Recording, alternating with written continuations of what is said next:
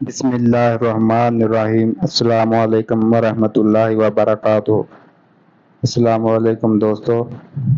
دعوت العرض ایک عجیب قسم کا جانور ہے جو قیامت آنے سے کچھ وقت پہلے زمین سے نکلے گا۔ اس کا ذکر قرآن کریم میں بھی موجود ہے۔ سورہ نمل آیت نمبر 82 میں اللہ تعالیٰ فرماتا ہے وَإِذَا وَقَعَ الْقَوْلُ عَلَيْهِمْ أَخْرَجْنَا أَنَّهُمْ دَابَّةً مِنَ الْأَرْضِ تُكَلِّمُهُمْ أَنَّ النَّاسَ كَانُوا بِآيَاتِنَا لَا يُوقِنُونَ۔ اور جب ان پر وعدہ پورا ہوگا تو ہم ان کے لیے زمین سے ایک جانور نکالیں گے جو ان سے باتیں کرے گا۔ یہ لوگ ہماری آیتوں پر یقین نہیں لاتے تھے۔ اس جانور کا زمین پھاڑ کر نکلنا قیامت کی بڑی اور آخری نشانیوں میں سے ایک نشانی ہے۔ اس عجیب ترین جانور کا حدیث مبارکہ میں جساسہ کے نام سے ذکر آیا ہے۔ دعوت العرض کی قد و قامت اور مقام خروج کے متعلق تفصیلات مختلف روایات میں بھی موجود ہیں۔ آج کے اس آرٹیکل میں ہم یہ جانیں گے کہ دعوت العرض کیا ہے اور یہ کب اور کہاں سے نکلے گا۔ قیامت قائم ہونے سے پہلے رونما ہونے والی 10 بڑی علامات۔ حضرت حذیفہ رضی اللہ عنہ سے روایت ہے کہ رسول اللہ صلی اللہ علیہ وآلہ وسلم نے فرمایا کہ قیامت اس وقت تک قائم نہ ہوگی جب تک تم اس سے پہلے 10 نشانیاں نہ دیکھ لو۔ نمبر 1، سورج کا مغرب سے طلوع ہونا۔ 2، شدید قسم کا قحط پڑنا۔ نمبر 3، یاجوج ماجوج کا خروج اور خاتمہ۔ نمبر 4، امام مہدی علیہ السلام کی خلافت کا قائم ہونا۔ نمبر 5، حضرت عیسیٰ علیہ السلام کا اس دنیا میں دوبارہ نازل ہونا۔ نمبر 6، دجال کا خروج اور فتنہ، دجال کے بعد اس کا قتل ہونا۔ نمبر 7، دعوت العرض کا زمین سے نکلنا۔ نمبر 8، ایک ساتھ 3 سورج گرہن لگنا، پہلا مغرب میں، دوسرا مشرق میں، تیسرا جزیرۃ العرب میں۔ نمبر 9، علم کو اٹھا لیا جائے گا، زلزلوں کی کثرت ہوگی، تمام فتنے ظاہر ہو جائیں گے، قتل و غارت حد سے تجاوز کرنے لگے گا اور مال کی اس قدر کثرت ہوگی کہ کوئی زکوٰۃ لینے والا نہ ہوگا۔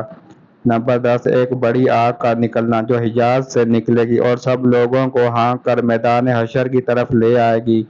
جس مقام پر لوگ رات گزارنے کے لیے ٹھہریں گے یہ آگ بھی وہیں ٹھہر جائے گی، پھر ان کو آگے لے چلے گی۔ مولا علی کرم اللہ وجہہ الکریم نے فرمایا کہ دعوت العرض لوگوں سے خطاب کرے گا جس طرح عام انسان کلام کرتے ہیں۔ لفظ دعوت میں اس جانور کے عجیب الخلقت ہونے کی طرف بھی اشارہ ہے۔ یہ جانور عام جانوروں کی طرح پیدا نہیں ہوگا بلکہ اچانک زمین سے نکلے گا۔ دعوت العرض کا خروج قیامت کی بالکل آخری علامات میں سے ہوگا جس کے بعد بہت جلد قیامت آ جائے گی۔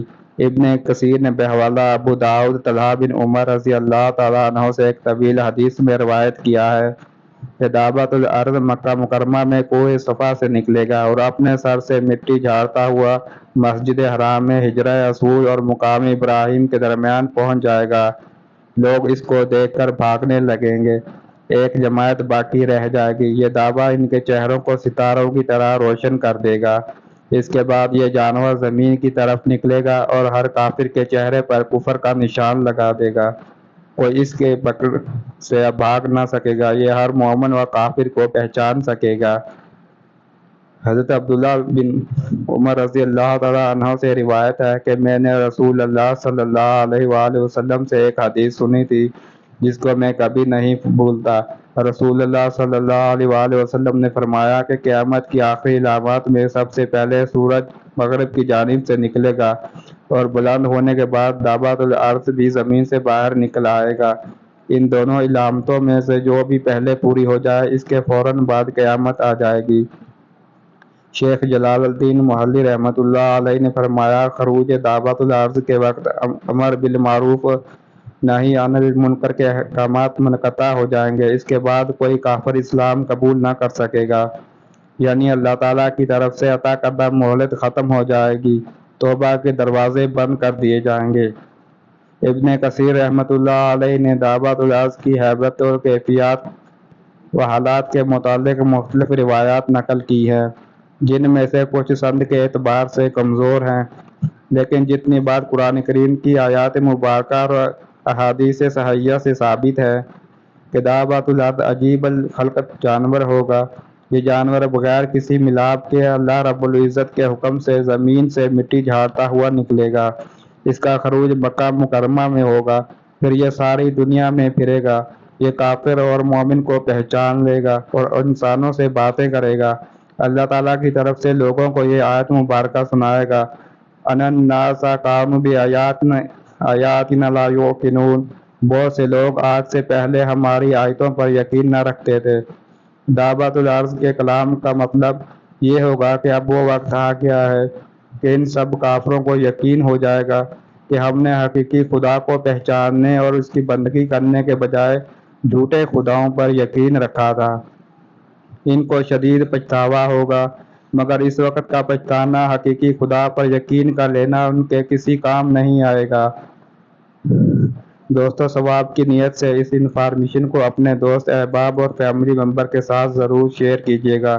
جزاک اللہ خیر۔ اس طرح کی اسلامی معلوماتی ویڈیوز کے لیے ہمارے چینل کو سبسکرائب کریں۔ امید کرتا ہوں یہ ویڈیو آپ کو پسند آئی ہے۔